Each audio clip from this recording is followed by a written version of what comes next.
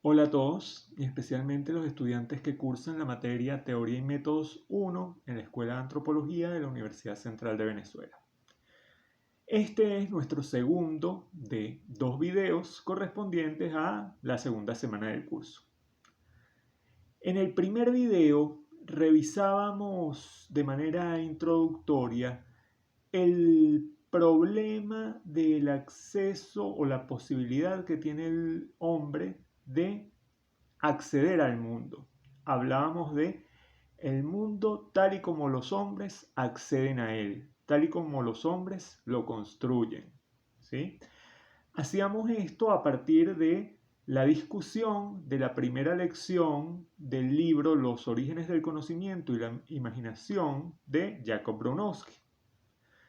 Recapitulando un poco esta primera lección, más allá de esa idea de el mundo y cómo los hombres acceden a él, ¿sí?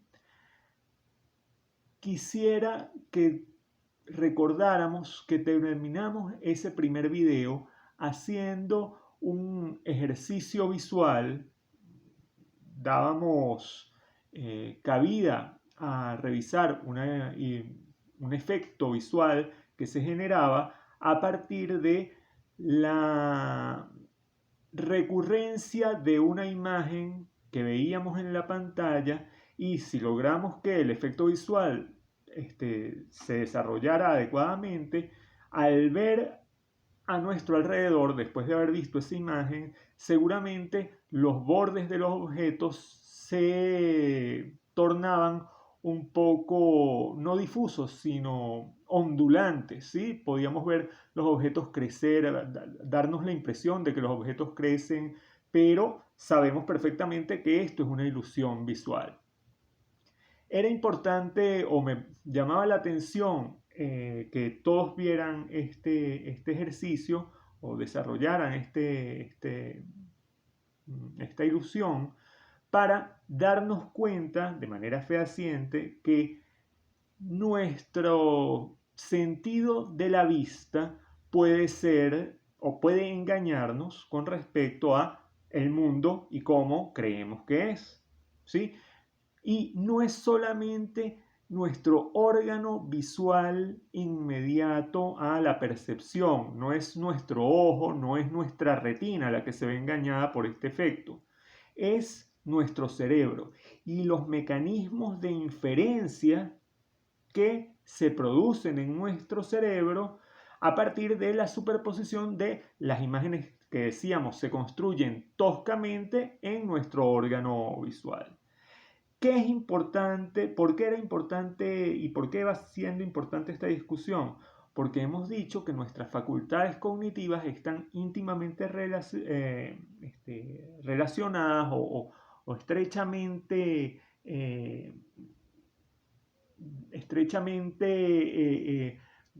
no sé cuál sería la palabra, quisiera decir una palabra menos fea que condenada, pero sí, nuestra capacidad de percibir el mundo y conocerlo está directamente condenada a ser relacionada a nuestro sentido y principalmente al sentido de la vista.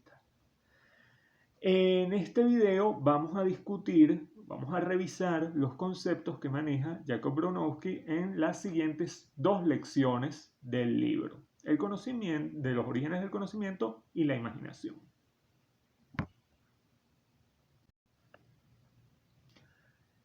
En la segunda lección del libro, que Bronowski llama La evolución y el poder del lenguaje simbólico, él recapitula un poco sobre la primera lección y nos recuerda la paradoja con respecto a cómo es posible que seamos capaces de ver detalles e imágenes muy detalladas a partir de unidades muy toscas en nuestros órganos visuales. Y dice, bueno, es a partir de la superposición de estas imágenes y una condición de nuestro cerebro que nuestro cerebro puede generar inferencias con respecto a estas imágenes muy toscas y generar una imagen muy detallada. Dice también algo muy similar ocurre cuando nosotros hacemos la formalización lógica de estas inferencias y con respecto a esta formalización lógica habla de esta formalización de inferencias alrededor o sobre el mundo, cómo conocemos el mundo. Y dice, bueno, esto está muy relacionado con la visión, porque son procesos muy similares, pero está en los hombres íntimamente amarrado a nuestro lenguaje. Dice Bronowski, el lenguaje es importante analizarlo porque aparentemente es lo que hace del hombre, que es un animal entre comillas especial.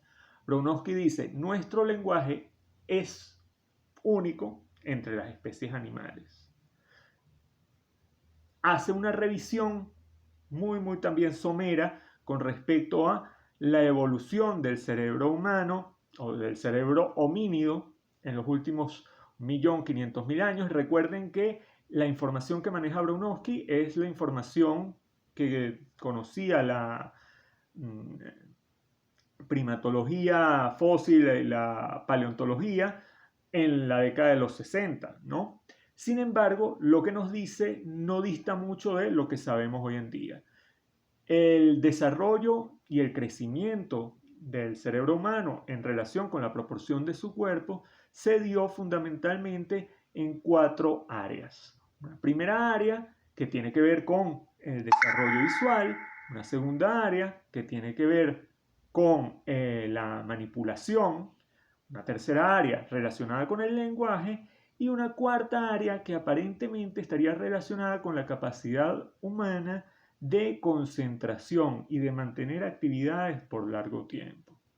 Esto va a ser importante cuando comparemos las diferencias entre el lenguaje humano y el lenguaje de los otros animales que según Bronowski, más que un lenguaje, sería un código de señales.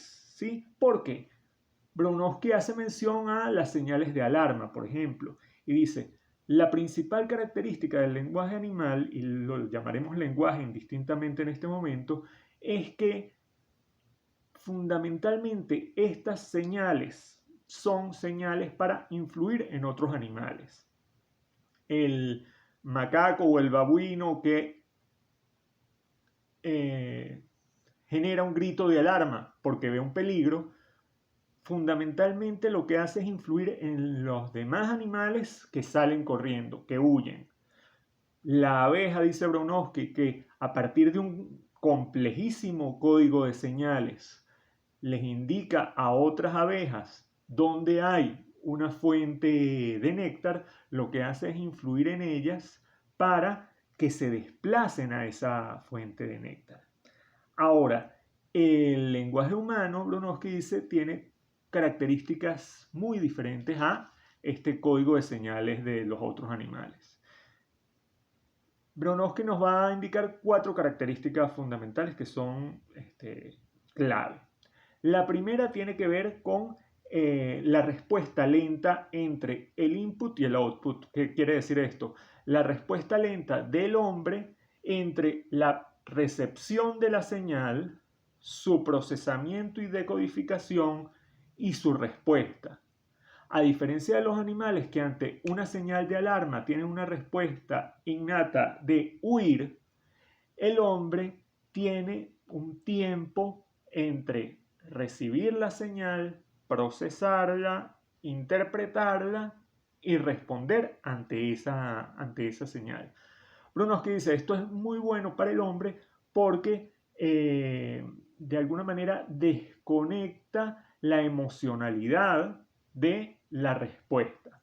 En segundo lugar, tenemos una característica que es la prolongación de la referencia. En principio, las señales comunicativas de los animales hacen referencia a cosas que están en este momento, cosas que están ahí. Es decir, la alarma por el peligro que se aproxima o la señal sobre una fuente de néctar en un lugar. En cambio, el lenguaje humano tiene la capacidad de hacer referencias a cosas en el pasado, cosas en el futuro, cosas que no estén acá. Esto amplía muchísimo el margen de acción de nuestro lenguaje. Y Bronowski dice, esto está muy asociado con la capacidad que tienen los hombres de prever cosas para el futuro y a partir de su aprendizaje. En tercer lugar, tenemos la indeterminación. La indeterminación también es muy importante en el lenguaje humano porque nos permite generar ideas hacia alguien que no está. Todos los códigos, todas las señales de alarma, el animal que emite un ruido de alarma no emite ese ruido de alarma para sí mismo, lo emite para los demás. El animal simplemente huye y no necesitaría de ese ruido de alarma o de esa señal de alarma. Igualmente, la abeja que les indica a otras dónde hay una fuente de néctar. En cambio, el hombre o el lenguaje humano tiene la propiedad de que puede no ser dirigido a otra persona. De hecho, más importante aún, podemos dirigirlo a nosotros mismos. Dice Bronowski, y todos ustedes podrán darse cuenta de esto, cuando pensamos, hablamos con nosotros mismos. No es muy difícil pensar sin hacer uso del lenguaje. Y de hecho, pudiéramos reflexionar con respecto a la pregunta, cuando pensamos sin hacer uso del lenguaje, ¿realmente estamos pensando? Eso sería interesante discutirlo en nuestra sesión en vivo. Y en cuarto lugar, y también fundamental, es la posibilidad, la generatividad. ¿Qué es esto de la generatividad? El hombre con su lenguaje es capaz de reordenarlo y reorganizarlo, reordenar y reorganizar las señales que utiliza para reconstruir formas de ver el mundo. Bronowski hablaba de, por ejemplo, la frase en inglés, no recuerdo la frase exacta, pero decía, ella lo ama a él, Mary loves John, o John loves Mary. Se reorganizan las frases, Juan ama a María, María ama a Juan. Utilizando los tres términos, se reordenan y se generan sentidos diferentes y significados diferentes. Uno es María ama a Juan, el otro es Juan ama a María, y utilizamos los mismos términos. Esto es muy importante porque de esta manera el hombre, y bueno, vuelvo y repito, cuando hablo de hombre hablo de la humanidad en su conjunto, hombres, mujeres, ¿sí? Puede diferenciar, o ni siquiera es una propiedad, lo hace entre cosas y acciones. En una sesión previa hablábamos de cómo a partir de nuestro aparato cultural, el lenguaje es parte de él, el hombre genera unidades discretas en el mundo, da nombre a las cosas. Y al dar nombre a las cosas y a la acción de esas cosas, lo reinterpreta y así genera estas imágenes que le permiten de alguna manera crear como que un repertorio de lo que pasa ahí afuera. Seguiremos con nuestra tercera lección del libro de Bronowski. En la tercera lección, que Bronowski titula El conocimiento como algoritmo y como metáfora, nos recuerda, recapitulando entonces, que la fragmentación de sentidos y significados va a ser una característica exclusiva del hombre. Como propiedad exclusivamente humana, entonces, y asociado a esto del lenguaje humano, Bronowski nos dice, es posible hacer, internalizar y compartir expresiones que tienen un sentido puramente cognitivo. De alguna manera, estas expresiones para el hombre representan el mundo, generan la imagen del mundo, y cuando utilizo imagen, recuerden esto, esta imagen, esta reconstrucción del mundo está directamente influenciada por lo que Brunowski llama imaginación visual. Quisiera llamar la atención entonces a donde en la página 58 Brunowski escribe: la conciencia humana entonces, puede definirse entonces como nuestro modo de descomponer el mundo exterior en objetos y acciones. Seguidamente, en el texto de esta lección, Brunowski nos presenta dos expresiones simbólicas, en el caso una fórmula física y el fragmento de un verso, y nos pide compararlas. La primera es la ley planteada por Newton sobre la gravitación, que dice que la atracción gravitatoria entre dos cuerpos macizos sería proporcional al producto de sus masas, m1 y m', dividido entre el cuadrado de la distancia entre algunos de los puntos de cada masa. Y en segundo lugar, nos presenta el fragmento de un verso de William Blake, cuya traducción, como ven ahí, es: un petirrojo en una jaula a los cielos pone rabiosos. Nos presenta ambas expresiones simbólicas, ¿sí?, como ejemplos de algoritmos y metáforas, y de alguna manera nos quiere hacer ver que el lenguaje científico no es sino un lenguaje más. Ahora, más adelante nos dirá, este es un lenguaje, sí, pero es un lenguaje un tanto particular, puesto que solo va a contener afirmaciones que serán verdaderas en el contexto de teorías en particular, de una teoría en particular, cada afirmación. El lenguaje científico, entonces, tiene la característica de presentar símbolos con significados particulares, conceptos y entidades. Aquí ustedes lo pueden ver: atracción gravitatoria, masa, distancia. Además, una gramática, la manera en que se escriben, quiere decir o no quiere decir algo. Y, en tercer lugar, un diccionario de traducción, es decir, cómo estos símbolos se expresan en eso que vemos como el mundo real. Más adelante nos va a presentar varios ejemplos de teorías científicas y experimentos que las ponen a prueba o las refutan, y su intención fundamental es dar cuenta de cómo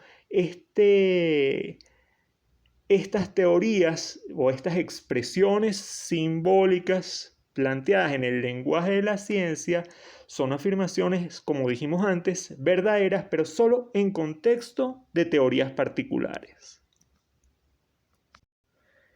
Después de hacer esta revisión y demostrar cómo las teorías científicas van siendo mejoradas o refutadas a lo largo del tiempo, quisiera llamar la atención con un par de párrafos donde Brunowski nos señala. Primero, en la página 71. Yo creo, sinceramente, que todos los que están en esta sala, recuerden que esto es una conferencia, son reales. Verdaderamente creo que todos ustedes están ahí. Por otra parte, creo que la sangre de ustedes circula tal y como lo explicó una vez Harvey, y no como solía explicarlo Galileo. En otras palabras, creo que todas las descripciones de corte científico que podamos hacernos unos a los otros son perfectamente reales. Y, sin embargo, pienso que cualquier teoría que nosotros, en tanto seres humanos, formulemos en cualquier circunstancia está repleta de descodificaciones provisionales que, en cierto sentido, son tan ficticias como la noción newtoniana de fuerza. ¿Cómo puede ser esto? Y continúa en la página 72. Las respuestas, pienso, es la siguiente. En mi opinión, el mundo está totalmente conectado, lo cual quiere decir que no existe un solo acontecimiento en el universo que no esté vinculado. ligado, conectado a todos los acontecimientos que se dan en todas y cada una de las regiones del universo. Esta aseveración me parece en cierta manera metafísica, aunque, como verán ustedes en el desarrollo de mi próxima lección, tiene unos contenidos mucho más concretos que lo que aparenta. Repito, creo que todo hecho en el mundo está conectado a todos y a cada uno de los hechos. Y sigo un poco más adelante. Pero no se puede encarar la ciencia con el supuesto de que finalmente se podrá conectar cada hecho con todos los demás hechos. Incluso cuando se plantea a una computadora un problema tan simple como el de jugar una buena partida de ajedrez, con la hipótesis de que la máquina habrá de resolver cualquier alternativa que se le presente, ésta se descompone y no hay manera de repararla. Por lo tanto, es esencial para la metodología de la ciencia el dividir el mundo en un experimento cualquiera, en aquello que consideramos relevante y aquello que nos parece irrelevante para los efectos de tal experimento. Esta idea que nos plantea Bronowski es fundamental y me interesa que quede claro para nosotros. Así como una imagen o a partir de la percepción muy tosca de el mundo exterior, la superposición de imágenes puede a partir de procesos mentales generar una imagen refinada. Bronowski nos sugiere, aunque sabemos que el universo, este mundo exterior, es sumamente complejo y cualquier cosa está interconectada con cualquier otra cosa, la única manera que podemos procurar o la única forma en que podemos procurar conocerlo desde una perspectiva científica es creando unidades discretas y clasificando elementos intervinientes que nos parecen importantes y otros que no, para analizar y generar modelos de cómo es el mundo, de cómo es la realidad, pero que no serán sino modelos y metáforas, que si los complementamos con nuevos elementos a partir de una posición teórica diferente, nos pueden permitir ver una visión del mundo también diferente.